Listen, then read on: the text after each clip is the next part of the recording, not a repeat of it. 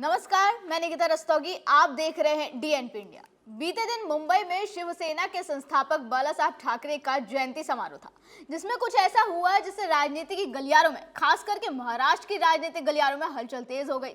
समारोह के बाद से उद्धव ठाकरे की पार्टी शिवसेना में टूट की खबरें चलने लगी। माना जा रहा है कि उद्धव ठाकरे को एक और झटका लग सकता है, जिसके बाद सवाल उठ रहा है कि महाराष्ट्र में कुछ बड़ा होने वाला है।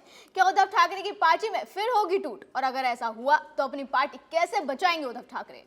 अब ऐसी चर्चाएं क्यों चल रही है, सवाल क्यों उठ रहे हैं, चलिए बताते हैं। दरअसल मुंबई में शिवसेना के संस्थापक दिवंगत बाल ठाकरे का जयंती समारोह था, जिसमें शिवसेना यूबीटी के ही कई नेता नदारत रहे, जिससे शिवसेना के विभाजन के लगभग 2 साल बाद एक बार फिर उद्धव ठाकरे गुट में उथल पुथल मच गई।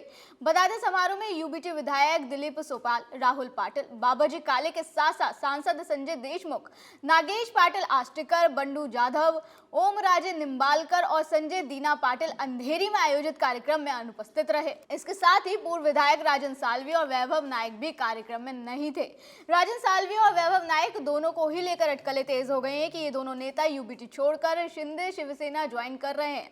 इस अटकलों को लेकर उन्होंने भी स्पष्ट रूप से खंडन नहीं किया है और साल्वी को शिवसेना और बीजेपी दोनों ही लुभाने की कोशिश कर रहे हैं।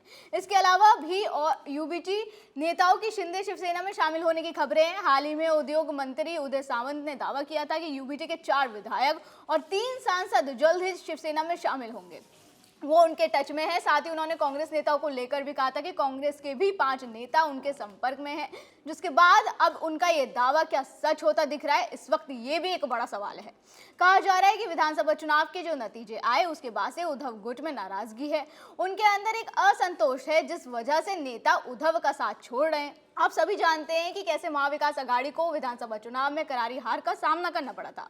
भारतीय जनता पार्टी के नेतृत्व वाली महायुति ने विधानसभा चुनावों में बम्पर जीत हासिल की। महायुति ने 288 सीटों में से 230 सीटें जीतकर महाविकास आघाड़ी को करारी शिकस्त दी और इतनी बुरी हार से राज्य में महाविकास आघाड़ी के अस्तित्व पर भी सवाल खड़े हो गए। हालांकि यूबीटी लगातार ये दावा कर रही है कि ऐसा कुछ नहीं होने वाला। उद्धव का कहना है कि उनका कोई भी नेता पार्टी नहीं छोड़ेगा।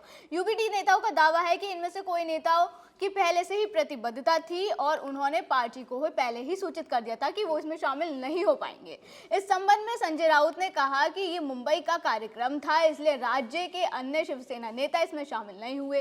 अब चाहे पार्टी इस बात को कितना ही नकार, लेकिन इस पार्टी से एक बार फिर से विधायकों के दूर होने के स्पष्ट संकेत मिल रहे हैं। आपको बता दें, एकनाथ शिंदे ने भी बगावत करके शिवसेना को बड़ा झटका दिया था। दरअसल साल 2019 का विधानसभा चुनाव बीजेपी और शिवसेना ने मिलकर लड़ा था। बीजेपी ने करीब 105 और शिवसेना ने 56 सीटों पर जीत दर्ज करी, मगर शिवसेना मुख्यमंत्री पद पर अड़ गई। नतीजा ये हुआ कि गठबंधन टूट गया। उधर उद्धव ठाकरे ने एनसीपी और कांग्रेस के साथ मिलकर सरकार बना ली और महाराष्ट्र के मुख्यमंत्री के तौर पर शपथ ली।